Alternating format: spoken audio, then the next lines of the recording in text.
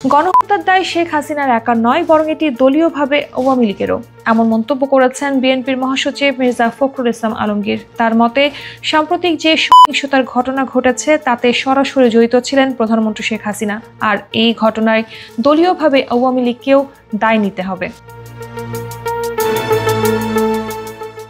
9 July রাজধানীর national institute of neurosciences ও হাসপাতালে চিকিৎসাধীন বিএনপি নেতা আব্দুল কুদ্দুসকে দেখতে গিয়ে মন্তব্য করেন তিনি। এ সময় মির্জা ফখরুল বলেন, শেখ হাসিনা ও আওয়ামী লীগের সবচেয়ে বেশি রোষানলের শিকার হয়েছে বিএনপি। বিএনপির মহাসচিব বলেন, নির্বাচন আর সংস্কার কখনো সাংঘর্ষিক নয়। দেশের জনগণ নির্বাচন চায়, তাই যারাই নির্বাচন পেছানোর কথা বলছেন তাদের আরও ভেবে দেখার আহ্বান জানাচ্ছি।